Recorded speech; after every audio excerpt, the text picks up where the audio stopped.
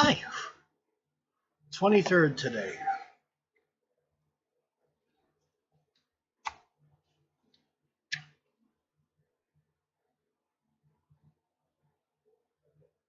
Surrendering self-will. We want and demand that things always go our way.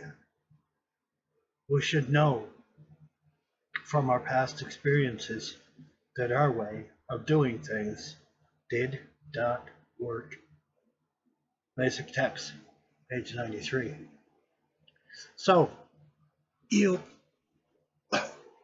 want to work on yourself. This is a good thing.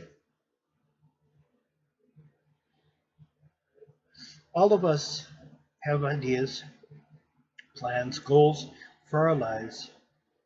There is nothing in the Narcotics Anonymous program that days we shouldn't think for ourselves. Take effective, put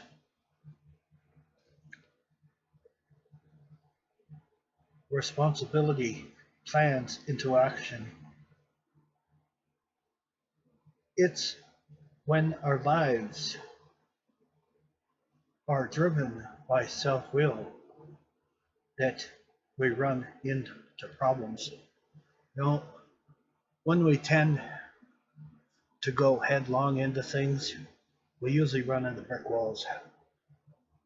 When we are living willingly, we go beyond thinking for ourselves. We think only of ourselves. We forget that we are but a part of the world, and that whatever personal strength we have is driven from God. We might even go as far as to imagine that other people detest solely to do our own bidding. Quickly, we find ourselves at odds with everyone and everything around us. And at this point, we have two choices. We can commit to our slavery to self-will, making unreasonable demands and becoming hated because the place doesn't spin our way. Or we can surrender, relax, seek knowledge of God and His will for us and the power to carry that out. And we find our way to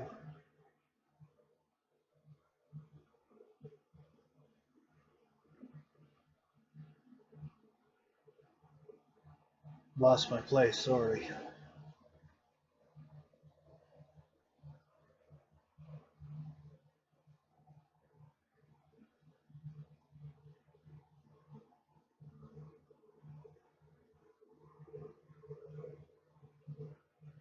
To condition of peace with the world, thinking, tanning, interactive, making responsible plans. There is nothing wrong with those things, so long as they were God's will, not merely our own. Today, I will plan to do God's will, not mine. If I find myself at odds with anything around me, I surrender my self-will. This is what we need to do as addicts.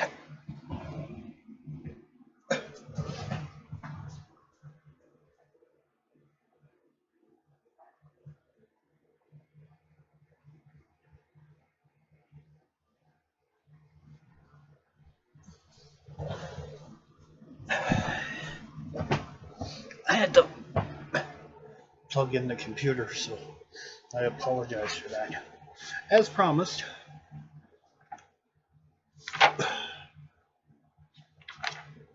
we're going to go through the steps.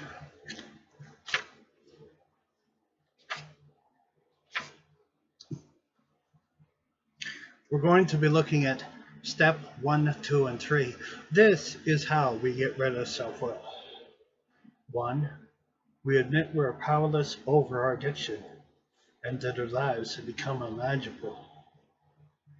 So we have to admit openly, without question, without reservation, and without thinking, that I cannot control my own destiny. Those that foolishly think that they can control their own destiny are ludicrous, insane thinkers. I can't control what's out here. I cannot control what's out here. I can only control the way I react to it, the way I act toward it, and the way I react to it. That's all I can control. So how do I do that? Because I've run amok in my life. We came to believe that a power greater than ourselves could restore us to sanity. So now I know there's something greater than my addiction. And every time my addiction starts speaking in my head and saying, oh, you can do this just one more time, that voice, that God says, not going to happen, because it's not my fight, it's his, and he can defeat addiction every single time without question. Step 3 is we made a decision to turn our will and our lives over to the care of God as we understand him. What exactly does step 1, 2, and 3 mean? Very simply put, it's letting go and letting God. When we do that, things really do go well. You see, I'm in a situation right now, I'm in the middle of a divorce. I have a girlfriend, and by God's grace, she's pregnant. And by God's grace, I have,